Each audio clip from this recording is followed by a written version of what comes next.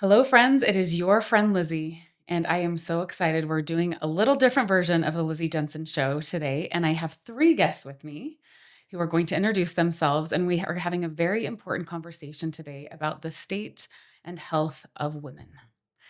And it matters to me very personally on a personal level for obvious reasons. But it also matters to me because there has been so much put out for women that isn't necessarily helpful. And so today we are going to cover and jam in as much as we can on mental health, on physical health, on emotional health to help you find answers in this podcast. My encouragement to those of you listening in is to not try to take all the things in. The good thing about a podcast is that you can listen to this as many times as you need to. I would encourage you to listen in and think of one or two things that you can take and apply right now. No, you can come back later once you've nailed those, but just take it in and see the thing that really speaks to you and that you need. There will be so many things in this podcast. You can access the transcript. We're going to have a really packed set of show notes for more information if there's things you're looking for. But I'd invite you to just really listen in for what your body and your mind and your spirit needs right now. With that introduction, I'm going to turn the time over to our guest to give just a brief intro on them and what they're bringing to this conversation. Let's start with you. Yeah, hi, I'm Jessica Jones. I'm a physician and psychiatrist and medical director for Ampelis Health. I've been doing this work since I finished my fellowship in 2015, so it's my 10th year in practice this year. And I've had the privilege of working with all sorts of patients in different places in their lives. I feel like it's been really an honor to sit with people in some of the most intense times of their lives and been honored with that trust in my patients. I'm also a mom and a wife and a sister and a daughter. And I'm really super fortunate to have a number of people, my husband, my family, my coworkers, that support me in doing this work. And a mom of daughters, am I right? We Yeah, talked about this that's right. before. 2 little girls. Okay. Yeah, I love it. I yeah. can't wait to see this next generation of girls and what they know about women's health and how that will empower them. I'm excited about it too. And I will refer, for those of you listening in who aren't watching this conversation, to Jessica Jones as Dr. Jones to remind you that she's a doctor. And with that, I'll give the caveat that she is a doctor, but she is not your doctor. This is not intended to diagnose or help you on your personal journey other than what you hear today. We always encourage you to find a medical professional if that's what's next in your journey. That's right. All right. Nice. Tanna, let's hear from you. Hi, I am Tanna Fox, and I am an international sports certified nutritionist. It is something that I've been passionate about my whole life. I love it so much. I've had a practice working one on one with clients for over 10 years, one on one with everything from nutrition, exercise, gut health, just a list of things that men and women and children and youth all experience. So I also have just daughters, Dr. Jones. I've got four. So my house is full and bustling, but we love it. I have a very deep reverence for God. I love thinking about how all things relate to our health and our wellness and how they're tied to our spiritual side as well. So I'm just happy to be here. So thanks, Lizzy. Absolutely. And I love in this conversation before we turn to Robbie, something we'll be sharing in the show notes is a few other roundtable discussions that came out at the time of this filming, which I'm so excited to see. Most of them talk about women's health and a lot about fertility and hormones, and very few of them go into that realm of what about religious practices and spirituality, and what about the role of God in all of this. And I'm so happy that that's going to be a part of what we're talking about today because it's hugely impactful. And too often in the media, we skip over that part of deep wisdom that's been around for thousands of years. Yeah. And someday I know science will be coming back to that, and they are already starting to with practices like meditation. It may not be prayer to God, but it's meditation now, and it works so well, right? And so I'm excited that we're bringing that background and perspective into this conversation. Robbie, tell us a little bit about you. So Robbie Harmon, I'm the president of a company called Ampelis and get the privilege of working with really bright, talented people like Tanna and Jessica. That I've been in healthcare my entire career and worked around what I believe are some of the most talented, capable people of challenging the conventional way of doing things and figuring out how to get those paid for by insurance companies and built into new business models. So for the past 6 years, 7 years at this point, we've been building a company called Ampelis that's focused on helping really help people achieve their innate potential, unlock the power that is within them to be healthy and strong and vibrant, not just remove sickness and addiction and other things like that, but go beyond that to actually thriving and being happy. And so we've done that in some interesting ways and learned a lot along the way, and excited to have this conversation today. So I want to start actually with your journey and with Ampelis because I know a little bit of that journey. And it's been so interesting to see how Ampelis as a company and you and your personal journey in healthcare have come from one place and have ended up right where you are, launching a product soon, which I know we're going to get into and talk about. Can you tell us just a little bit about that and like where you started and why you've come to the place you're in now? Yeah, it's been, you start a business and you start into any kind of venture and you have ideas about what it's going to be. And then there's opportunistic things that come from just lessons that you're learning, things that you think you should do differently or better, or opportunities that you didn't even know would present themselves that you act on. And ours has been a very mission driven focus and effort. We didn't go into this, we left things that were far more lucrative, but we came into this saying there are things that are broken, specifically looking at society and seeing rising rates of depression and anxiety and addiction. And we're investing more money into those issues as a society, but the problems aren't getting any better. And so why? And are there better ways? And can we challenge some of the conventional thinking? And so that's kind of been the mindset. And that's led us from starting with focusing on families. How do we help families perpetuate values and find more purpose, and defining what that even looks like? What does it mean to have meaning and purpose and happiness? And how do we talk about that with people? To then going into saying these things are relevant in the context of helping people battle addictions and how hard that is as a family. How can we do that better? Not what will insurance pay for, but how can we design support that actually works, regardless of what insurance companies will pay for? And doing that has led us to things that are now manifesting themselves in outpatient clinics that we operate. So we've got 4. And then along the way, we've learned a lot about the power of food and supplementation, and very quickly and in a very evident way impacting people's journey through addiction and mental health, to say, well, let's find the best of what's out there to help people with that, and realizing that there wasn't really anything that was meeting all of the criteria that we were looking for. So we spent the last year creating something. So exciting. Mhm. When I've watched this journey from an outside perspective, I think it's looked to me like, okay, we see this big problem. Let's address the symptoms. Mhm. We're seeing addiction and we're seeing issues in families and all these things are happening. And like, well, let's carve back a layer. Let's tackle the hardest ones, really addiction and addiction recovery. And let's go in there and then realizing even if we help them in all the ways, there's another layer here, right? And digging down to the core, which I didn't mean to drop that pun. That's also the name of your product. Well played. I wish I could have Maybe said intentionally, though. I planned that. Yeah. But I've seen this journey with Ampelis where it's like, if we just start at this outer edge, it doesn't work. Like you actually tried the business models over and over. And it's like, that doesn't really create change. Like you could come back. A lot of people come back to addiction recovery centers over and over and over again, right? But we have to go systemic. We have to go to what's happening at the inside of a person, the stuff that isn't typically being addressed or is being addressed by high profit companies who are like, let's sell a little piece of this. And you guys tackled it. And I think it's pretty incredible. And Robbie knows because we've had conversations about this. Like, it's really cool to see good people do good things because they do them the right way and put out a product that's like, no, actually, you can stand behind this. And I'm so excited about what you guys have done here because this product now, you don't need to be an addiction recovery center. And hopefully, it finds you or you find it long before that time, right? To help get yourself whole so then you can make all your systems whole, including your relationships and your families and your communities. And so really cool to see your journey and just a huge congratulations. Business is really hard and to see where you guys have come from and where you are now is really, really exciting. Can I say one thing? Please do. So I had a mentor early in my career.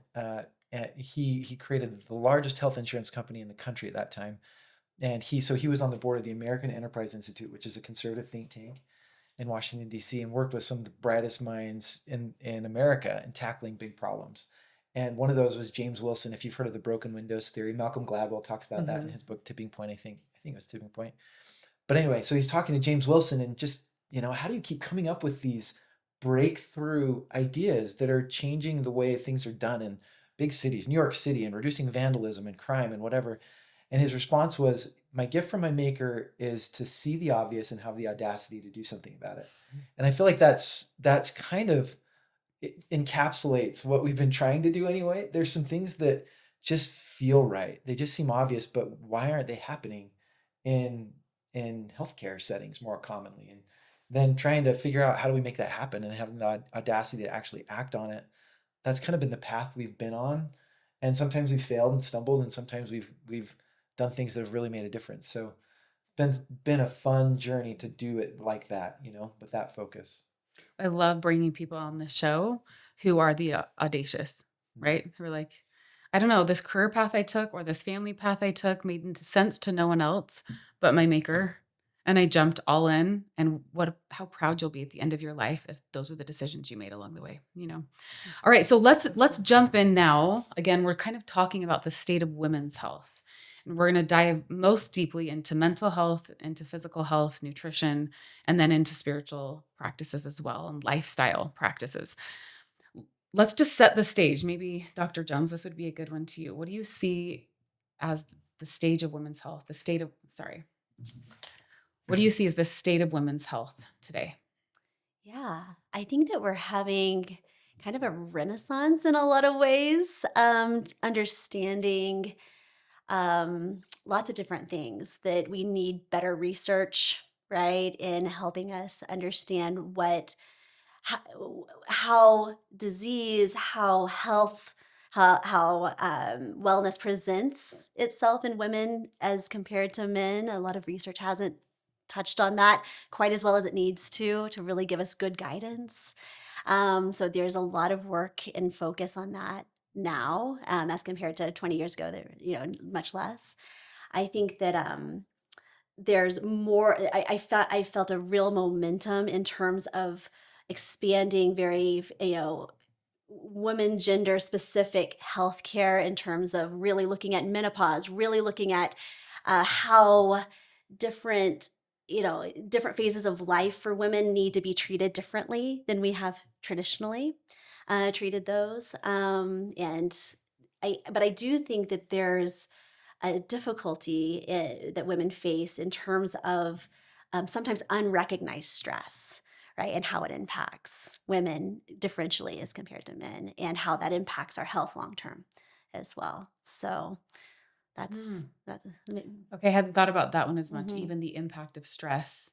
I'm excited to dig into that one. Yeah. Because there are some things that are obvious, like I know my hormones are different than my husband's, right? I know like there's times of the month where different things are surging and other things there's an ebb and a flow there, right? And I know that it impacts some things, but I haven't heard the Mhm. conversation around stress and how that's a part of it. So I'm Yeah. excited to jump into that one. Yeah. One thing that was really interesting when Tanna and I when we first met, we had met through some mutual friends, but then I found out she's a nutritionist, and it was a really vulnerable thing for me to reach out to you. I don't know if you could feel that in my conversation with you. Most people are initially anyways. So I thought, okay, my job is to just embrace her wherever she's at. But You did a great job of that. But I called and I was like, I'm one of those people who care a lot about my health Mhm. and have really tried a lot of things, right? And it's really about like the optimizing and the tweaking at the top end, but I've also really struggled, and I've been open with this on the podcast, with body image and with how I present and what people think about me because of the outward, right? But I was trying some things that felt to me, to your point, Dr. Jones, the best in research. The best I could find I was doing, and I was pretty religious about it. And I hop on a phone call with Tanna. I'm like, here's where I'm at. Here's where I struggle. I feel a little emotional. I hope I don't cry on the phone right now. This is really vulnerable for me to talk about. So amazing. Here's my practices. I know a little bit about this, a little bit of that. I want you to optimize this kind of 1% for me. That's what I was on the call for. And in the process of just the period of an hour, she started sharing things that were newer in literature and in health for women that I'd never heard in my life. And honestly, I was a little bit resistant to. One of them was intermittent fasting.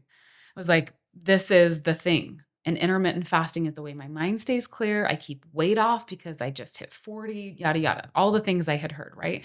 That are all over the internet about why intermittent fasting is the best. And Tanna's like, actually, you should be eating breakfast and you should make sure it has protein. I was like, I can't eat breakfast. I'm going to gain so much weight. And again, this hyper focus on body, but like, this scares me to death. And she shared some research and the hormone aspect of it. And I go and try it for about a month, along with other things like you talked about, lifting and other things I know we'll get into. And it was not a 1% change. It was probably a 40 to 50% change on someone that already was like, I'm heavy into this, right? And that opened my eyes, even in prepping for this conversation. Like, we just don't know as much as we think we know as women. And we have to do a better job of getting this kind of stuff out, because this isn't the 1% stuff. Yeah. This is big time stuff that women, even who are well-intentioned or trying really hard, are having just misinformation. Yeah. And they're following it religiously, and it's doing them more harm than good. And that's not okay. That's not okay. We deserve better as women, and we deserve to do better for our women. Could we get into, just for a second, I know we're going to talk a little bit more about the state of things, but into stress. I'm not going to be able to let that one go unless we hit it right now. So let's just talk about it. Yeah, absolutely. I mean, what's really interesting when you look at, studies of like self-reported stress, or even objective measures of, cortisol levels and stress biomarkers, that women as compared to men as a population, now that's general, and certainly men have their fair share of stress as well, but women experience higher levels of stress across their lifespan than men. And if we think about, what does chronic stress do to our biology, including our brain is an organ, right? How does that change the way our metabolism works? How does that change our metabolic health? How does that change our immune system response to things? That stress has downstream effects throughout our lifespan, right? And so recognizing that that's the truth of where we're at as women, I think helps us understand we've got to learn ways to not only take care of that stress personally, on a personal level, we have to think about, how do we support the women in our family to mitigate that stress and really recover? Because we're made to recover from stress, right? That's how the body is. We have evolved from people that dealt with a lot of stress, and they passed on their genes because they could deal with a lot of stress, right? And here we are. But unmitigated, chronic, high levels of stress, we know can be toxic to our bodies and our brains. And so really recognizing that role, and not only, how do we support our women in our families? How do we support women in our community? How do we support women on a systemic level, right? In terms of all the different roles that we play as women, I think is an important thing to think about. Okay, is this a hormone thing? Is this a women play a lot of roles in their life thing? Is it both? Oh, it's such a good question. So, and I'm not sure that we completely know the answer to that. It's a good doctor. Yet. They'll never say we know it all. We're going to learn more. I don't know Tell it us all. what you That's know. for sure. But if we think about, just from an early age as girls, we are having a constant variability in our hormonal system, right? Through every month, starting around 10 or 11 for most girls, the way you experience your body is different throughout the month, right? Depending on your estradiol level, your progesterone level, right? And that happens. So, and then we have this variability. If you are, having children, you have, enormous variability in your biology, right? During that time, that peripartum time. Peripartum is the time around pregnancy. Okay. So the time while you're pregnant and the time postpartum up to a year after. And then, we enter menopause, and, the years leading up to menopause, we have an enormous amount of variability. Just that amount of variability in our hormonal experience, right? And how our bodies are working, right? That can add stress, right? Then the psychosocial aspect of that, as if you're a young girl, just preparing for your period, right, is stressful. That's stress that boys aren't dealing with, right? And then you look at all the different roles that women play, right? And I think that there are some very differential levels of stress in terms of all the different roles that we play. Well, I was going to add to that too. One common thing that I've read, and I've also seen just with my own practice, is that for women, because we internalize stress, it is so closely linked to gaining weight.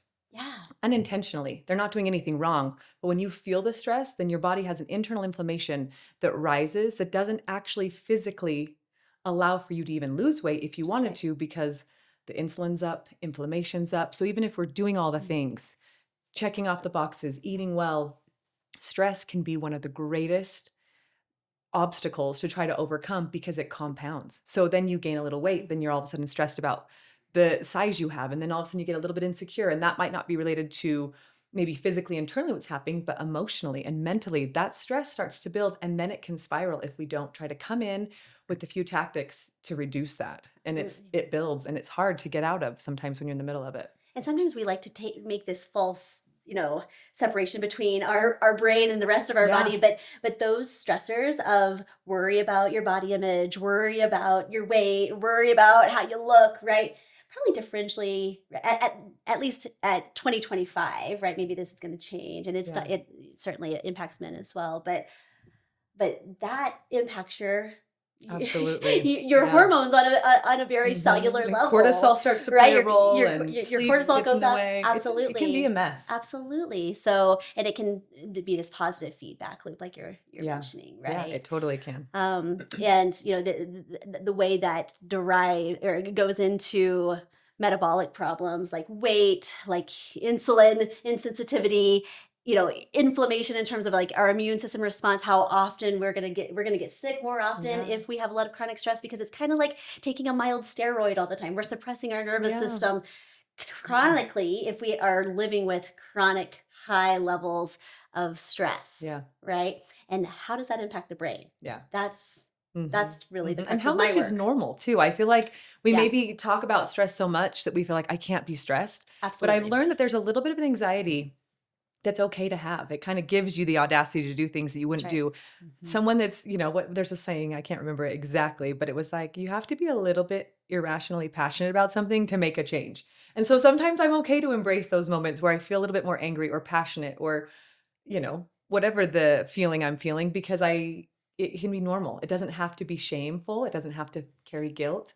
It's okay to experience this level of stress as it ebbs and flows and rises and falls, and just to lean into where we're at and try to do our best along the way. I would love to get into that at some point. Let's do it. Yeah. Yeah. Another thing I know from learning sciences, working at a school and having been there for a while, you need a certain level of stress and anxiety for your brain to trigger. Mhm. This is important to remember. Cortisol isn't inherently bad because it motivates you to act or to engage. That's Yeah. right. So we're not Exactly. demonizing this. There's a need for this hormone. Where we're getting to today is that we feel it all the time. Mhm. It's meant to be an ebb and a flow, and there's this ocean of emotion. Ooh, that was pretty. That we're supposed to be feeling. Yeah. But in our day and age, we're not coming down from some of the things. And I know also, and then doctors, I'm going to turn to you to go back to what we were talking to. Nutrition also plays a role from some of the things we even talked about. Mhm. That if you're not eating in the morning for women, that also is increasing your level of cortisol. So some of it is also misinformation on nutrition that we're Yeah. getting, where it's like, but this is how I can live my best life. Well, for women, that's just another level of stress that you don't need. That's not the good kind that's helping you do great things with your life and make audacious Yeah. dreams and go after them.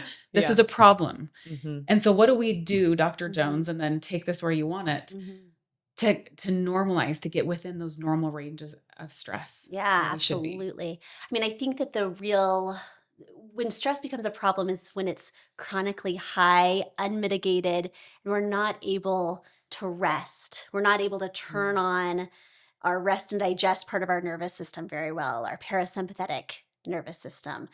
People, will talk about vagal nerve tone, right? When we have chronically high unmitigated stress where we're not able to take the break on a regular basis, both at daily, in the evenings when we're meant to rest, and also weekly when we're really, probably once a week, we all need at our basis to take a rest, right? A really long rest, actually. If we're not able to do that, that's a warning sign, I think, that our stress level and our ability to regulate, self-regulation is so important here. And we sometimes can lose the ability to self-regulate when this is really getting off the rails, right? And so the warning sign of not being able to really rest and feel refreshed after a rest is something to pay attention to. What a great thing that you can Right. ask yourself, right? Because sometimes, like, I don't know, is this a healthy level? I actually love my life. I love the projects I'm involved in. I Yeah. like to be busy. We talked a little bit about Yeah, this yeah, before we went on air. Like, yeah, I actually love to have a good cause that yeah, I'm chasing yeah. and tackling and going after, right? But those are two great questions and easy questions. Do I Yeah. have a daily process where I Mhm. feel refreshed? Yeah. If you're not being refreshed daily, tune into that. Mhm. And then again, thinking about leaning into ancient wisdom and ancient practices and my belief that God created us in our bodies. Pretty cool that he put a Sabbath in there, Yeah. right? Yeah. And it's like, okay, about every 7 days, you're going to need a bit of a reset. You think it's for me, worship me, but I'm actually telling what you need to Mhm, do for you. mhm.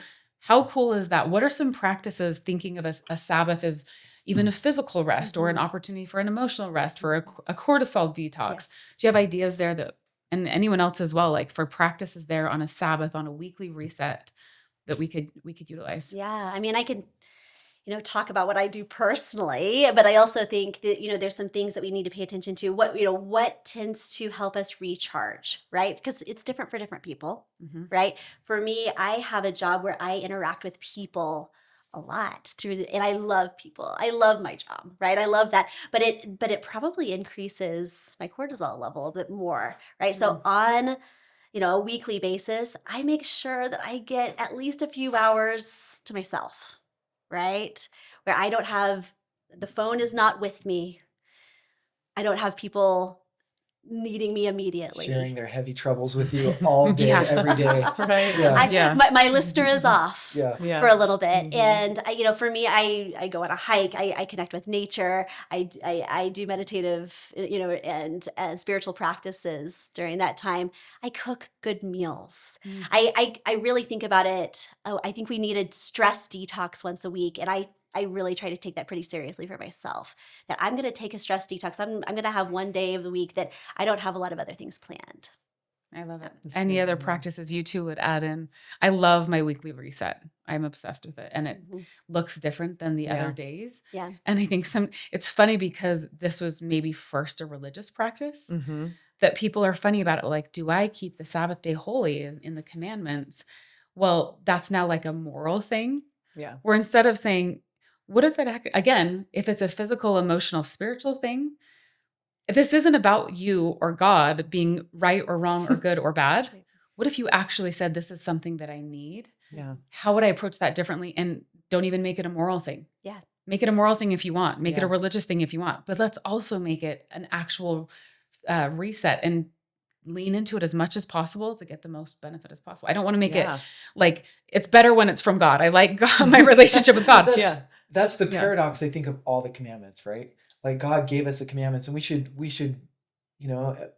from a Judeo-Christian perspective, we're asked to honor those commandments out of a love for God. However, they're all designed to make us happy. Yeah. Well, and they all like every Yes. single one of them. Yeah. And what's cool, talking about the reset, going to your question, all of these things that we're learning are, we're taught are good for us in various faith traditions.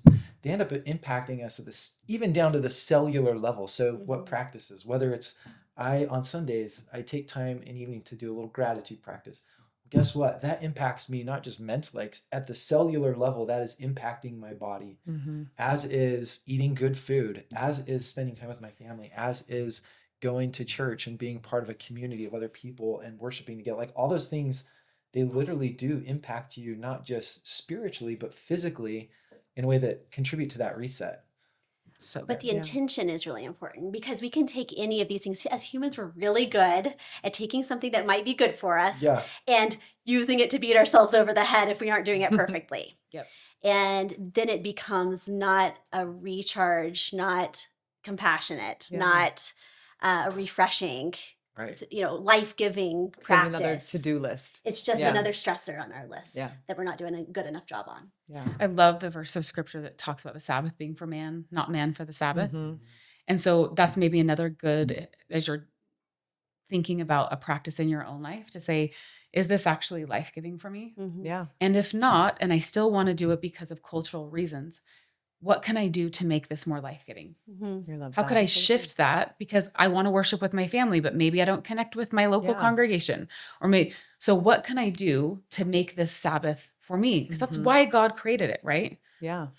I was just going to add too that sometimes if that actual day of the Sabbath on Sunday feels a little bit hectic, like Mhm. there are times in my life where that is probably my busiest day. Mhm. And it's getting there early and staying late and doing things, other obligations, visits, whatever it is. So I don't always get that deep, fulfilling rest that I need. So I have had to choose a different day of the week. I still fulfill the Mm. obligations and the duty because I believe that commandments testify of the goodness of God. They're not just there to keep us on the right track. They testify that he loves us and cares so much about us. So I still want to honor those and to rise above it if I can. And so sometimes for me, my rest, my regenerating, my recovery has to come on a Monday where I get to just be, and kids might be off to school, the house is a little more quiet. I get to just slow my whole pace down. And so I think however it looks as well, there can be ways to incorporate it in your routine because we'll all have different routines and different seasons. There will be seasons where I will love that Sabbath day and and I still love it always no matter what. But there's times when it's not quite enough. It may not be the day of Mhm. rest It may for not be you. the right rest. Yep. Yeah. And I value too, having said that, my 24-hour rest. Mhm. Like there is something powerful about sleep that can help with stress, that can help with hormones. So I'm sure we'll get there and talk about that too. But that for me is one of the biggest game changers is sleep every single night. And it's hard. It's actually a practice just as hard as lifting weights is learning how to sleep well. And the benefits are yeah, we should talk Exponential. about that some way. Yeah. One thing you said though that's interesting, because the idea of like, what if, the difference between like a spiritual conviction that's causing you to do certain things versus cultural. I think one thing that we miss often in faith communities, particularly in like Christianity, where we feel like there's all these expectations of all these things I should be doing. Mm-hmm. And so one practice on a Sabbath, right, is dwelling on this concept of grace, or to use kind of more modern language, self-compassion, or whatever other thing is. But if you add all of the things that we should do as part of a rest or Sabbath or whatever, without some degree of focusing on and contemplating grace and self-compassion, it will add to stress because you're going to feel like I'm never living up to all of them. Mhm. I think a lot of people leave organized religion because of that reason. Mm-hmm. Yeah. They're like, it actually makes me feel worse about myself. I have no rest. Yeah. Yeah. There is no rest for me on this Sabbath Yeah. day, right? Yeah. No rest And for the to weary. remember, actually, at the crux of Christianity is a savior for a reason, right? And even metaphorically, we can think of that like power beyond my own that's coming in Love from that. my relationships, from my communities, from my food, that there is a level of grace that's built into all of these systems. Tanna, I know you actually will link your podcast as well that we did last Oh, season. yeah. And we talked about that. There's a level of grace, even that your body doesn't have to eat perfectly or do Mhm. perfectly. There's a resilience to this structure, which again, I believe is God given, but I'm so glad you brought that up. The goal is rest. The goal isn't more stress. If your days or nights of rest are doing the opposite to you, key into that. Yeah. Tune into that. You are your own boss. You're the one who So can make true. changes to that, right? Don't blame someone else. Say, okay, what can I do now to make that different?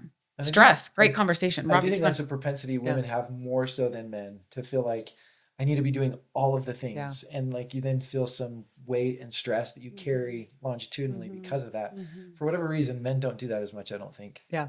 The You're to-do right. list is never done, Yeah. Never. right? There's always And something. it constantly can grow. It grows, and most of the days it could get longer than it gets shorter, right? Exactly. And I mean, I think that that's thinking about self-compassion, right, or grace, giving ourselves grace, right, whatever sort of frame or perspective you want to put on that, right?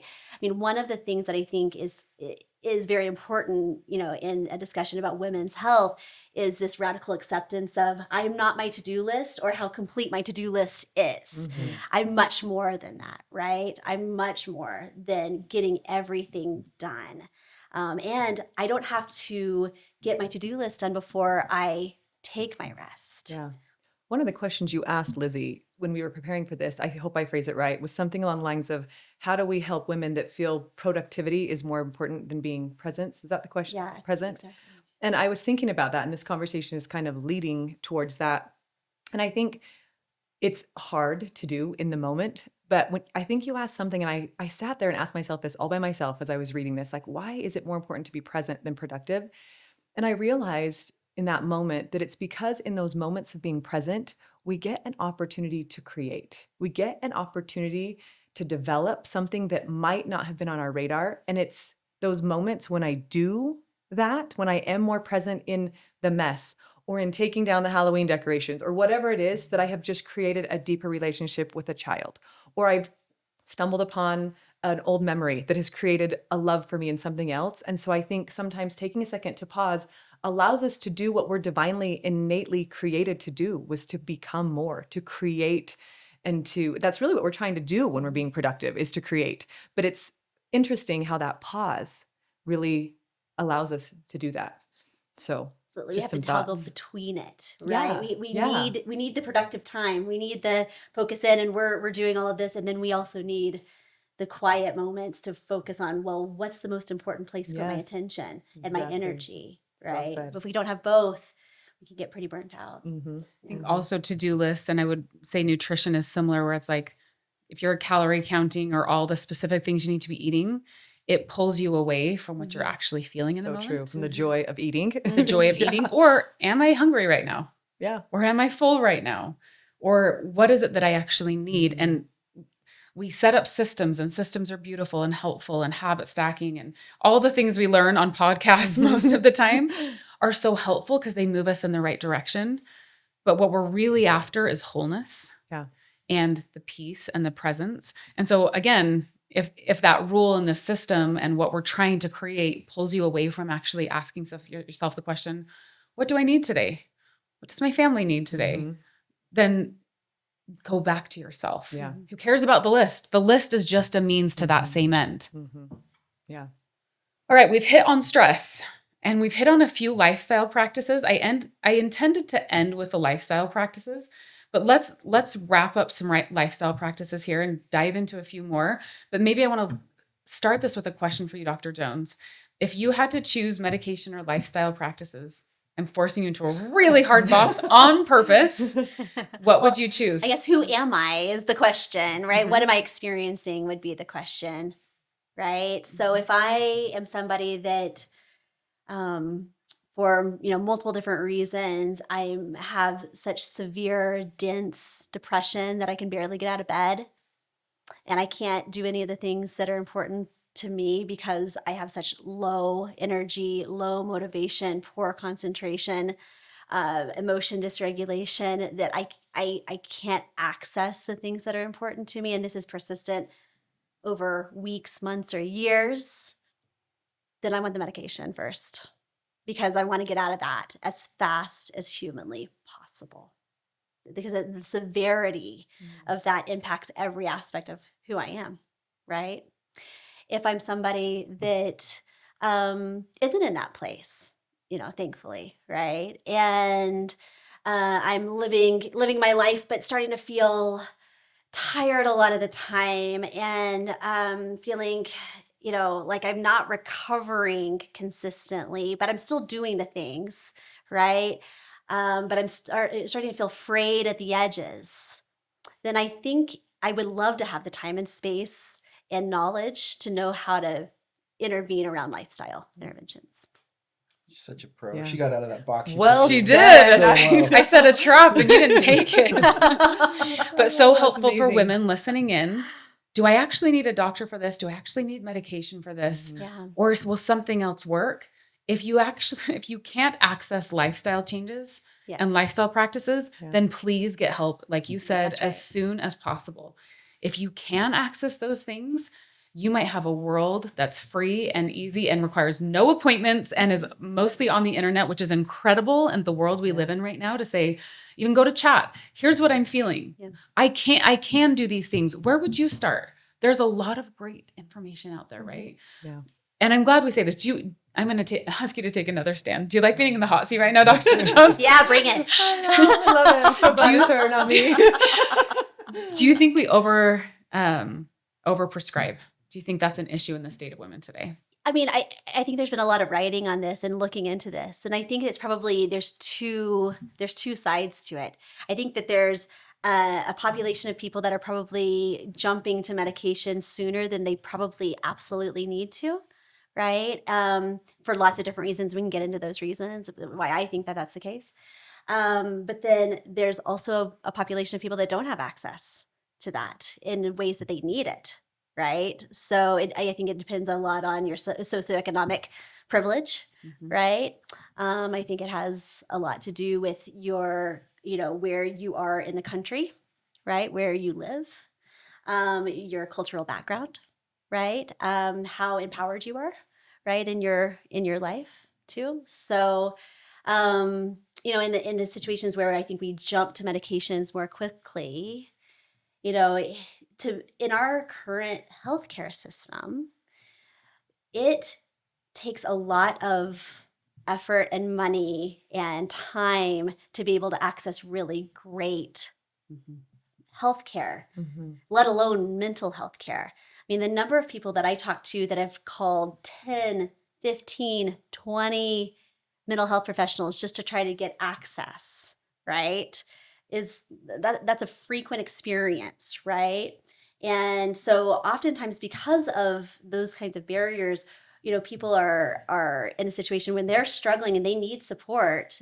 People are starting to ask for support more, which is really cool. We've brought down the stigma of asking for mental health support. But when they start to ask for that support, oftentimes they start at a level of care where it's not designed to be comprehensive. It's a 15-minute appointment and we're going to do this as quickly as possible because that's the nature of our healthcare system. But we don't have time to intervene around the complexity of what it takes to be mentally as healthy as you can be, what it takes to recover and understand what's driving this problem for you individually, right? So I think in those situations, because of the way our system is developed and designed, not by anybody in particularly on purpose, but that's just been an evolution, right? Um, we tend to oversimplify sometimes by a medication because that's one of the tools we have, but it's definitely not all the tools we have. But our system has not been designed yet, and we're trying to make a difference on that uh, to really address the root causes Can I pull of back those the problems. curtain about conversations that happen inside the making of a mental health company for a second? Yes, please. Yes. So we talk about this issue Yeah. like we have over the last handful of years on what's the right balance and what is our position and how do we approach this conversation. We'll read a research paper, that there appears to be good like quantitative data and then also all the anecdotes that we've seen that say, well, this study says that omega-3s had the same exact impact as Prozac on major depression disorder, 1,000 milligrams of omega-3s. Or this 16-week study showed that aerobic exercise had the same impact as Zoloft. Or so we're like, well, so what's the balance and how do we thread that needle? And then you see anecdotes where it's like somebody's been in the system trying to get help and they don't like the side effects, and then they all of a sudden make a change in their diet and start a multivitamin, and they're all of a sudden feeling dramatically better. And so how do you both embrace that and not dismiss medicine, but also acknowledge that, man, medicine has an important role for so many people, and we need to somehow also encourage these other things that maybe will work better for many people. And so that becomes this interesting balance, and you really have to you design a system that puts trust in providers and tries to equip providers with information so they can make those judgment calls on when certain recommendations would be better. I want to take Right. that direction, but I want to end with one more question for those listening in again who are like, I can't do this with a change like that. I need a doctor and I need help as soon as possible. Do you have any tips for someone coming into a doctor of things to share, things to say? Sometimes that advocating for yourself, you just don't even know like what's relevant. Are there a couple tips like if you want to find a great doctor, here's what I would say when you go in for that appointment? Yeah. I think that it's important to actually take some time to write out your narrative around what happened. Because I think a lot of times when we get into a doctor's office, you are it's stressful to go to the doctor. It's confusing sometimes to how to navigate that. There's a lot of pressure you can feel to just be quick about how you're talking about yourself, how you're talking about your symptoms. And so I think if you can be as organized as possible going in about what has happened, how were things going before I felt this way? And then when did it change? Did it change suddenly? Did it change gradually? And actually give the data on, well, how am I, like, here's what I'm doing with my diet. Here's what I'm doing with my sleep. Here's what I'm doing with my exercise. Here's what I'm doing with my connections and relationships. Um, and here's my hypothesis about what I think might be going on, but I really want to know, what else am I missing here? Is a great question Yeah. to ask. What am I missing? Are there things we need to be looking at in other areas of my health, my body's functioning, that could be impacting my brain? So good. Wow. And that process Great. alone, taking time to sit and write those things down, I think will give you a lot more confidence going into the doctor. Like, I do know what I know. Yes. So if they say something and you have it all written down, your actual experience, you can say, no, actually, this is my real experience. And Yeah. to the credit of doctors, it's a busy profession and Yeah. they're seeing so many patients. And so it is a big load for them to try to say, I have an hour with you and I don't know you from Adam, and I need to know your history and your background and all the things we're a complex system. So if you do a little of the legwork, you will probably get a better result there. Absolutely. Love that. Absolutely. Yeah. The people that can advocate for themselves and be really clear in their communication, as clear as they can be. And also not be tied to I know what I think is going on, right? In terms of this diagnosis, but being a little bit open to what are we missing here? Are there areas that we're missing? I think both of those things can be helpful. Clear communication, organized story, right? Thinking broadly about yourself, but then also being open to what are we missing, and partnering with your provider rather than going in and saying, you know everything, fix me. Mhm. Because we don't know everything, right? You are the expert in yourself. We know some things in Mhm. medicine and can be useful, and we hope to be useful that way, right? In medicine. But I think that sometimes there can be a belief that we all have, that in medicine or doctors, that they're gonna know everything, even if I don't tell them, right? Or even they'll be able to know everything pretty quickly. And I think sometimes that we have those beliefs because we worry about, if nobody has that knowledge, then where are we at, right? We manage our anxiety about death and illness, and putting that doctor on a pedestal, right? Yeah. But I think it's important to recognize that this is a partnership, right? Rather than a top down, you're going to fix me. So good. Yeah. Excellent. It's going to One- be so helpful. One statement on this medicine versus lifestyle, like what's that balance? The way that I characterize it in my own mind, my construct, and you guys can tell me if you disagree. I kind of think about it like medicine is a critical lifeline that we need to have at our disposal, but we shouldn't think about it as a lifestyle, like where I'm going to take this to solve my problems perpetually. In some cases, people have to do that.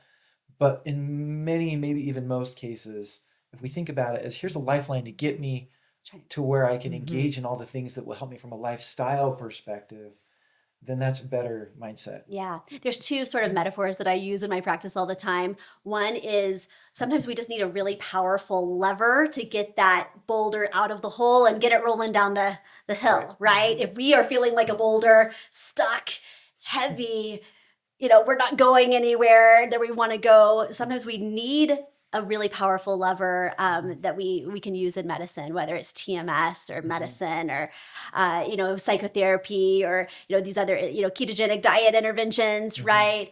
But it's not the whole story, right? It's just the lever to get going. The other idea is sometimes we are underwater. We're in crisis. We're living in perpetual crisis, and we need the life jacket to get our head above water enough to be able to see the horizon line, to know where we need to go next, right? To get out of this situation.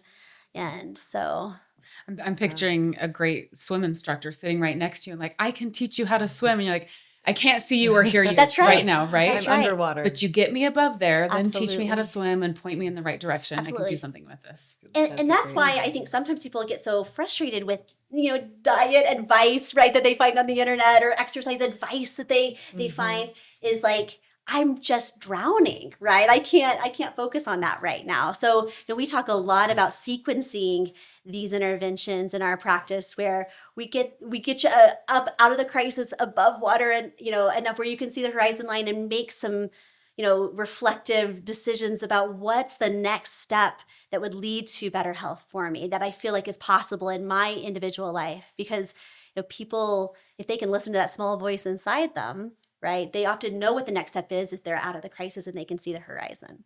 Well, let's get to that. Let's teach to swim now for a minute. Let's teach some lifestyle stuff. Yeah. Again, for Instructor. you listening in, Right. knowing, can I pick one or two things right now that are really going to be that lever for me? Maybe it's medication for some of you. For a lot of the rest of us, I'm not in a place of needing medication, but that now it's the nutrition. Teach me how to swim more efficiently. Teach me a good stroke. Yeah. Also help me, point me in the right direction. Let's hit nutrition. And I'd again love to turn the lens on women specifically. Yeah. And remembering men and women are different. You may hear things on a podcast that are 100% accurate and work for a different species known as men. Yeah. And to note that most of the studies are done on men because they are so uncomplicated. Yep. They are consistent throughout the month, so they're so easy to study. No offense. Yeah. I mean, Yeah. it's a great We're compliment. simple creatures. Yeah. You are, and we are so grateful for it. But we forget that women are the ones that are the consumers of any supplement, or usually the ones that are seeking, a lot of intense Yep. help. And so we need to turn to the right studies. And it's coming. They're coming slowly, but surely. They're I think they're coming. coming. I think they're coming more. So and what more. are what are some of the things you teach women that are different than men that you feel really are those levers in nutrition that really move the needle? Well, I think it's interesting because whenever we teach, like we have, I love to teach about nutrition, and I love to teach every concept of nutrition has a pyramid, actually. And there's always a base foundation at the bottom of the pyramid. Dr. Jones and I taught together. Was it last year? Yes, It was so it was fun. We taught about lovely. nutrition. And so you can help me fill in any spots where I miss, but that whatever area you're looking at, again, specifically nutrition, but whether it's nutrition and exercise or rest or all the things, the things we've covered, think about a pyramid and how the pyramid is the most stable structure that exists. That's why the pyramids have lasted for so long. But it's because that foundational part at the bottom is really core. It's really the foundation. And so from there, we want to build up. And I'm saying that because sometimes as women, we think we want to go for what might be more towards the top of the pyramid. So in this pyramid, towards the top, as you get higher and higher up the pyramid, some of these things, maybe like the quality of the protein that you want or things like that, or the timing, won't matter as much if you're missing the whole base of getting protein in.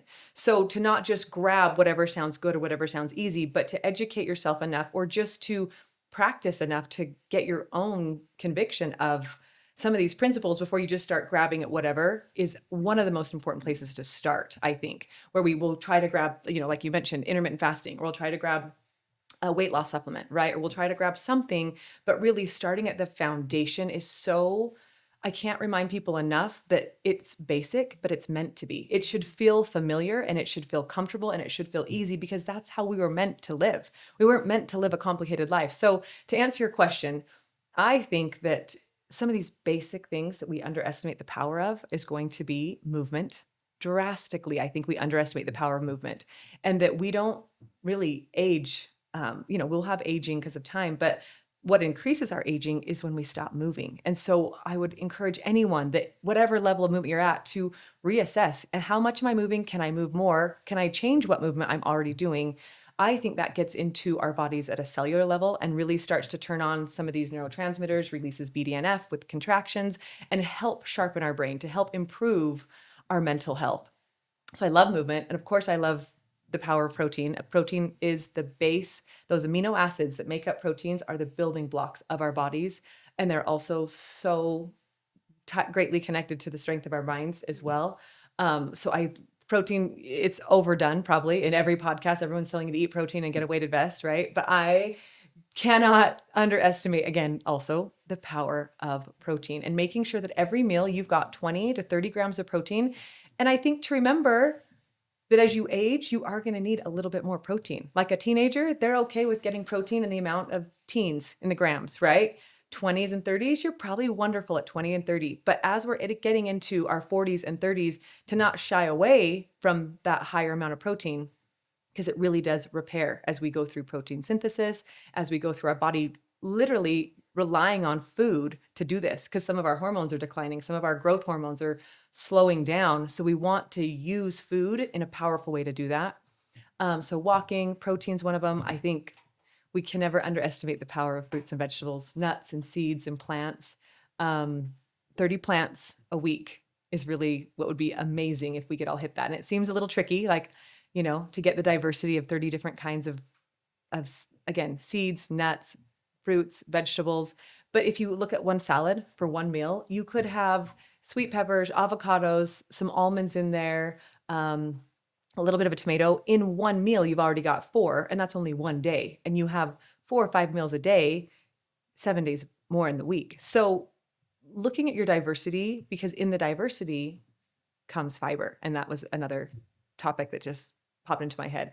Women, I think if they could focus on more fiber in their diet as well. So protein and fiber would be my 2 plugs for nutrition. I think movement is so powerful for mental health and just resilience. I think as we learn, I mean, we talked about Stacey Sims earlier as well, that when we can push our body out of that comfort zone, and when we sprint or something, maybe if it's just 30 seconds, you stimulate that central nervous system that allows you to become more resilient when other life stress comes along. So if you're really strong and pushing yourself and you're used to doing it physically in exercise, then when stress comes in your life, whether it's financial or emotional, your body already has this ability inside that it's created to be resilient and to be strong. So that might have answered more than you were looking for with just nutrition, but there's a couple things that I think, I don't know how, and I haven't even talked on gut health. That's like one of the things I'm the most passionate about. But there are multiple ways to climb up the mountain. And so to take a second, look at what might be foundational. You might be really great at eating protein. So if that's the case, let's look at your movement. If you're already really great at moving, well, let's take a look and see how is my diversity in my diet. So it won't look the same for everybody. And that's one thing to keep in mind as we're at this world of information online, constantly being flooded with new weight loss hack. Oh, try this. This is a myth that we want to, this will help whatever you're looking to cure. Take a look internally, like you said, and assess where you're at and see what voids you can fill, because it will be different across the board. I don't know that I've ever had one client do the exact same thing the exact same way. They're the same principles of truth, but they're all done a little bit different. I really loved that you started with, it's tempting for us to say what works for men versus women, and then pick apart again that little teeny thing at the top of the pyramid. But if you haven't first started at the bottom, rearrange that for a second. Yes. Now, if you've done the things at the bottom, then jump into these higher. We've talked about that 1% tweak that could change some things. But frankly, even working with you was like, I can't eat until like 12, 1, 2, 3 o'clock, My foundation of the pyramid of actually how much food I was getting in and the protein and the time of day maybe was more at the top of that. Yes. Just the fact that I wasn't getting a good amount of food for the day. I was in a bit of a state of starvation is what was happening to me. Absolutely. So those apply broadly, but that doesn't take away from the effectiveness for women. Look at all the things Tanna just talked about, your gut health, your diversity, your movement, get those things right and then start tweaking. And some of the tweaks, again, we can talk about more and we probably will. And going into a part 2 of this podcast would actually be really fun for what would you tweak if you could tweak? But most of our issues, I think, come down to the foundation. Yeah. That's what a lot of those things aren't happening. Absolutely. We had an interesting conversation with it was a neurologist a handful of months ago, and that's what he said. He said, we sometimes overcomplicate some things as it pertains to health, and it cuts across the spectrum of most healthcare problems. And if we're sleeping well, eating the right things, and moving our bodies in basic ways that activate what is innate within us to have, healthy cells functioning and mitochondrial function the way that they should, we can avoid a lot of these issues. But I loved how you brought that back and said, it can just start with the basics. Let's not get overwhelmed by the specifics, even though there are some interesting ones. Tanna's shared with me in the past that are unique to women. I think that foundation is important not to lose sight of. Yeah. Another follow-up question for you, Robbie. Why have you come now to nutrition and supplements specifically as what you've honed in on? Again, Yeah. knowing your journey, knowing that there's so Yeah. many things we can do here. Why has that been the thing you've come to? And what have you seen? And why was there a problem that needed to be solved? Because there are a lot of new supplements in the market. I've taken a lot of them. I've been a great consumer and Me too. I put try a 'em lot all. of money into that. Why was there a hole in the market? Yeah, there were really, I think, 4 things that I would share that prompted a lot of this from my perspective. And I know I'd hear different perspectives from different people. But first was going back to when we had our addiction recovery program. We saw a very pronounced impact of food and supplementation. And it was really easy from people who were in residential treatment when somebody's making their food and putting their pills out for them in morning and lunch and evening.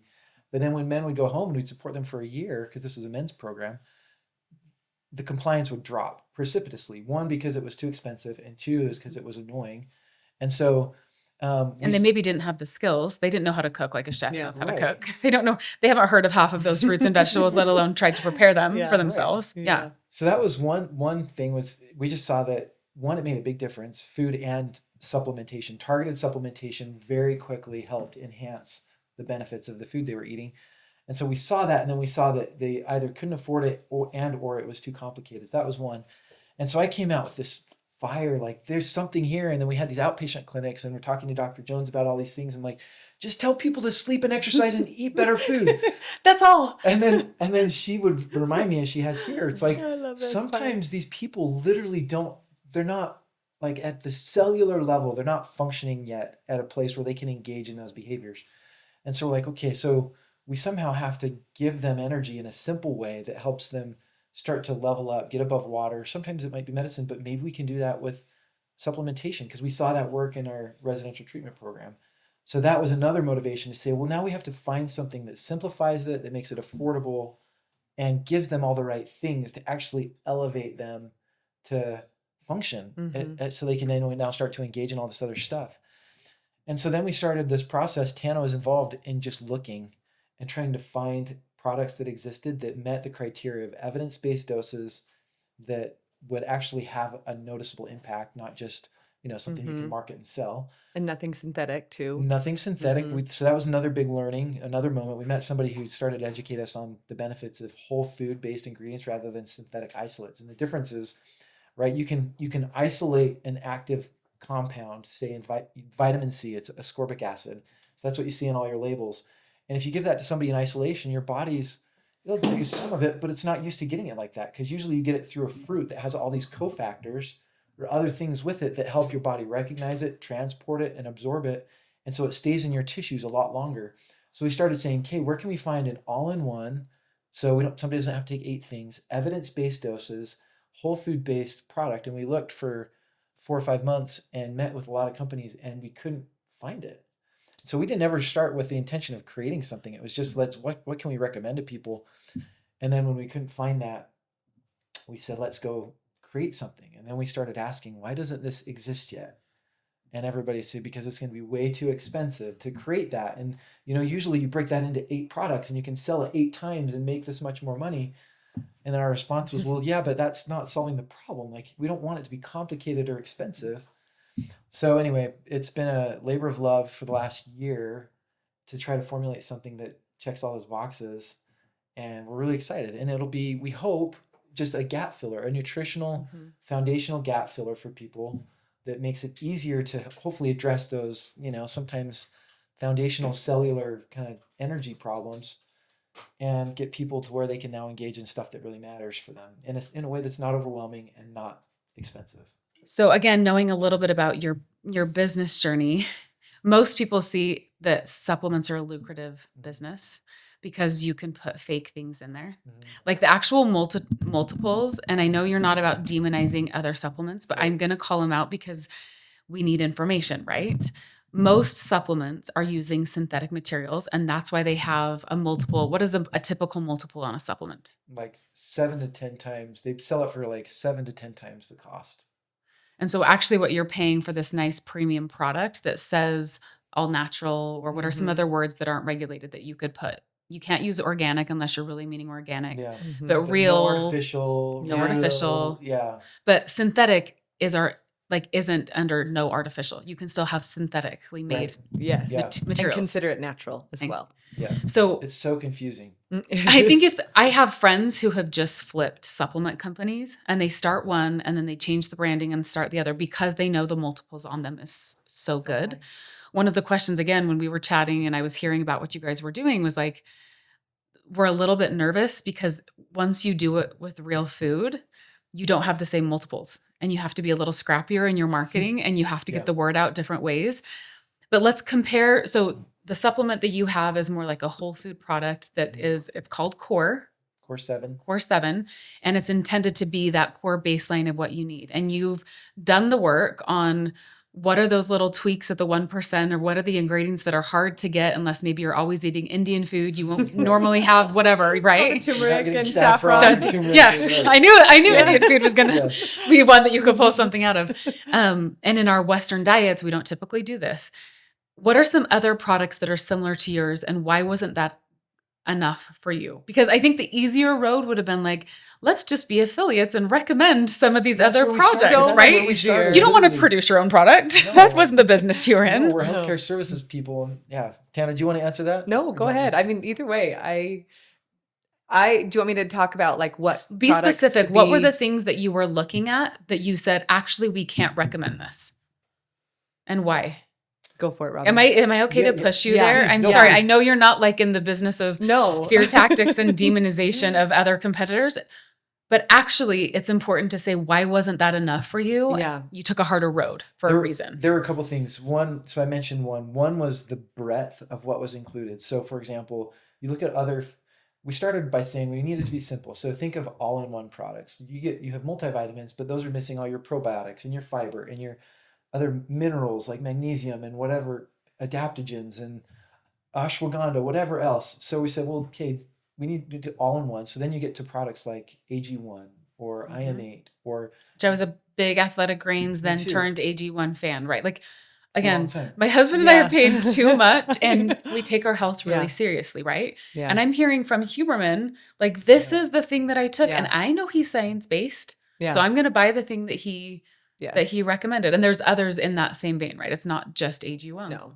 There's Continue with your many, list. Yeah. No, yeah. So I did that for years. So the breadth of what's included. And so then we started saying, look at these AG1s and other things. And it's like, well, they're missing X, Y, and Z. They don't have ashwagandha. There's great evidence about that. No probiotics No in this pro- one. They have 10 billion CFUs, but we really want something more like 25. In our product, we ended up with 29 billion CFUs, 5 different strains that all had targeted purposes.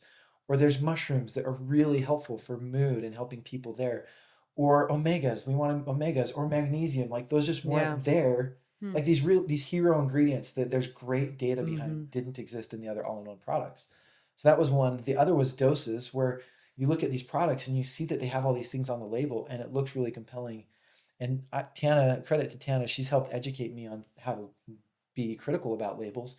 But you look at that and then a lot of stuff's hidden in the blend, so you don't really know how much is in it. But then if you do the math and say, there's this blend that has all these good ingredients that I want, but there's like 30 things in there and it's only 5 grams. And there's no way that if it's down at the bottom of the 30 that it's actually an effective dose of that thing, but it's in there so they can market that they have it.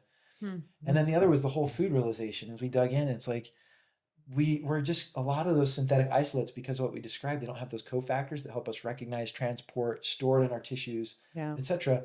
We drink it and then it goes out of our system. We'll get a spike and a quick benefit and then it goes out, rather than a long-term lasting benefit from what you take. And so we looked at all this stuff and then we said, well, what would it take if we recommended this and that? And then it's like $350 a month for somebody, times 4 or 5 for a family. And so we just said, that's a problem. And it's a gap. And we started, again, asking people why it didn't exist, and it was for all the things we've talked about. It's too expensive. It won't mix. It won't taste well. You can't put magnesium in that drink because it's going to float to the top or whatever. Well, yeah. There's so- blends that won't, they'll dilute each other. If you put this with this, or this might release a different toxin that will give you a stomach upset. There was a lot of obstacles that kind of came out in the middle of all that.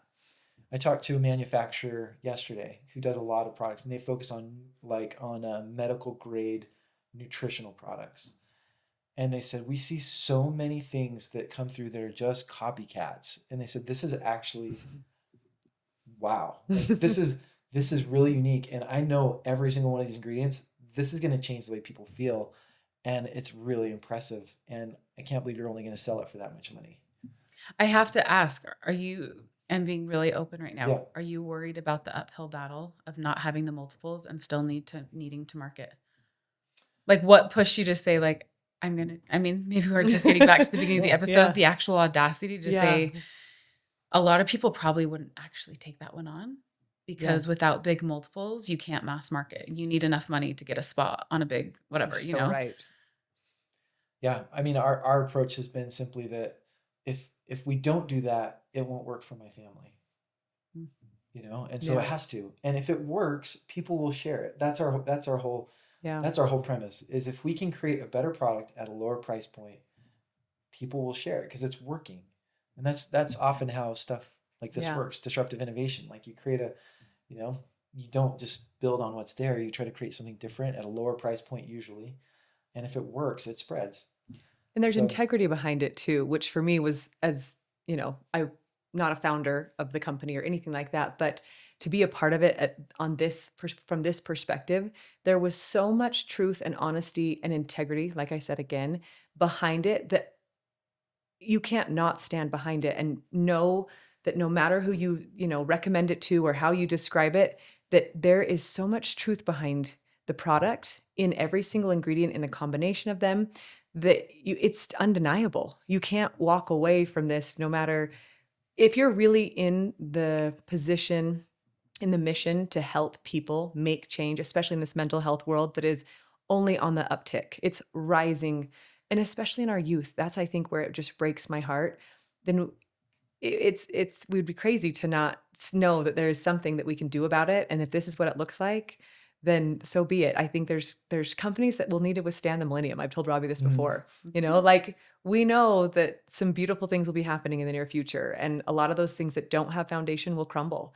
And I want to be a part of a company that will be able to withstand that and have a lasting change. And that is exactly what this product and Ampelis will and continue to keep providing for people that are in this space and in this that have this need.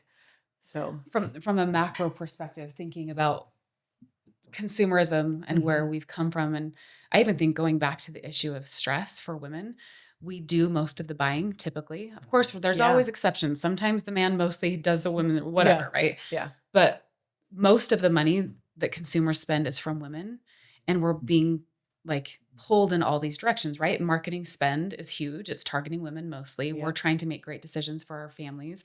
I love this movement, which isn't new. I think this is probably in the last decade, where we're seeking for less but better. And we're in a privileged society where how great that we have access to so many things that we're getting sick of stuff. You know, wow, a lot of people could listen to this podcast and be like, lucky you, America, lucky you, Western civilization, right?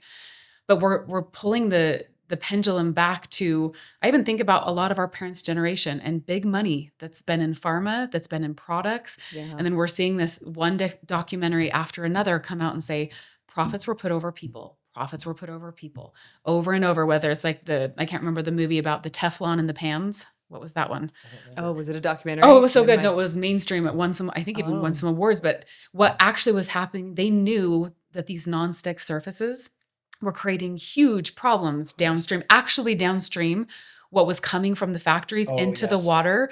Cows were eating, and the mutation, but we had this generation, and there was the Industrial Revolution. And then we move into these big companies and the assembly lines, right? And it was like, we've actually created these products and things and synthetics because you can just keep buying more. Yeah. And I love our generation saying, I don't actually want more. I want to pay for a few things that actually make my life better. That's what I want for my family. Christmas, I want to make memories. That's what I want to do. And again, bless us that we're in a position where we have enough that we can say this, and that our economy is in a place where a lot of people are experiencing this. Yeah.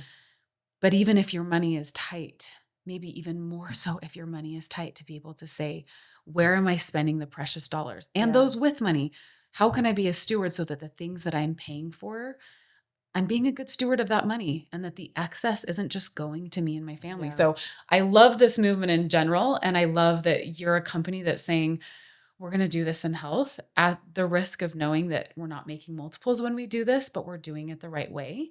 And my hope is that the word does spread. That's one of the reasons I was like, oh, come on the podcast, because I believe in what you guys are doing and building. I also believe that just like mental health and just like nutrition, there's a lot of misinformation out there for women. Mhm. I want to just ask for a part 2, maybe in the new year or something, and say, let's keep coming back with like, and what are other things we can do to tweak so that women Yeah. aren't spending 20 years thinking this is the best research I can find, and I haven't eaten breakfast in 10 years. I know.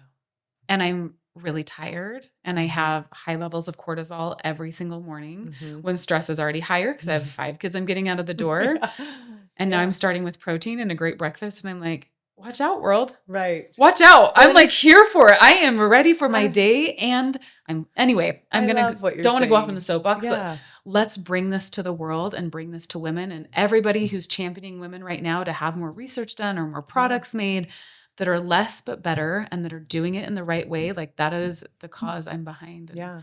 excited And about. women carry a lot. I mean, I just might some last thoughts. Men, of course, do too, but I think about the role that women will take as we continue to move down the course of life. What popped into my head just a second ago, so I hope I can articulate this well, is I think, Robbie, we've had a conversation about this off the mic, but the Pieta, Michelangelo's sculpture of Mary holding uh, Christ on her lap. And I think about that statue so many times in my life, especially again, pertaining to this conversation of women and mental health, and how Mary is, I mean, Christ is what, 33? Is that how old he is? And Mary is holding him. And if you look at the Pieta, Mary's legs and her girth are wide and they are substantial. And she's holding, I mean, the savior of the world in her arms. Her face is delicate and full of grace.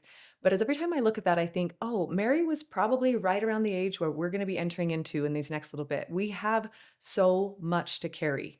We have so much to worry about. We have a to-do list that's growing. There is a constant bombardment of what to buy, what to do, things that we've already talked about in this podcast. But I think that I love so much about that is that we can embrace it. We can do it. We have the ability to. And I think something like this, again, not sounding like an ad, but a product like this, or some of these tactics that we've taken away that are completely free, allow us to embrace this stage of life where mental health is kind of creeping in. Hormones are shifting like crazy and we don't know what to do. We're holding the positions of CEOs or, school PTA presidents or callings in your community, whatever it is. We're kind of in the middle of this midlife, and it's okay. I just love this idea that like, that's what I'm here for. In my 20s, I was kind of gearing up for that, not quite ready. And hopefully one day I will gracefully exit that as I get into menopause, but with the right kind of care and perspective that we can kind of imitate that. And like, it will be hard things we have to hold and really incredible opportunities that we will experience as we feel emotionally, physically, whatever it is, but that with the right amount of education and exposure to these things, those burdens will feel as heavy and as brutal as they are, they will feel empowering and there is a refinement process to it. So seeking out and learning and listening to these, podcasts and all the other things that you'll add onto the show notes, it's something to lean into a little bit, I think. I think it's okay to explore and to try supplements and try these opportunities that are all around us. I just am just feeling so overwhelmed and so great, so much gratitude, not overwhelmed, but overwhelmed with the amount of gratitude for life, for the opportunity to become better. And I just think it's something that, we can navigate through little by little. So to just take it one day at a time, I think. I And love those thoughts. And I said this on the season opener this season. We're appointed for this time, yeah, women. Those of you who have found this podcast, and men, I know we have no yeah, listeners, I know. but we are here for a reason, Hmm. and you are strong enough for it. You are. Don't doubt that. And there are tools at the ready, and there are people with the right intent who are seeking to help. Yes. And believe that and approach the world with that belief that there are good people and I will find them. And we've got this together, and cool communities are popping up and relationships. And like, I see the trajectory of the world heading in the best direction. Yes. We want Me too. better, and we're championing, and we're like going for that. And we have the audacity to do it, which makes So me true. really grateful, same overwhelmed with gratitude. Like, this is the time I would have chosen to live in. Mhm. Absolutely. Mhm. I'm so glad I questions. somehow ended up right here. Yeah. Any closing thoughts, Robbie? No, it's been a fun conversation. I think the power of a well-nourished mother, just think about the ripple effects of that with Mhm. your kids as you have a calm voice to manage their, frustrations and stress as they come home from school, or you have energy to stay with them all the way through getting them in bed and you're still present and energized.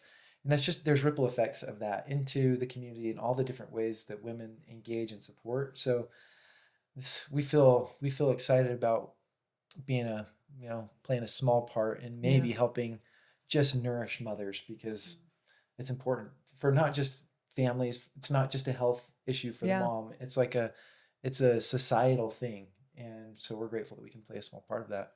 Yeah. And again, speaking to you listening in, you are worth that care and that rest and that Sabbath and that good food. You're worth that, because it so often is women who then say, let me turn and give back Yeah. and support, just like you said so beautifully. Very.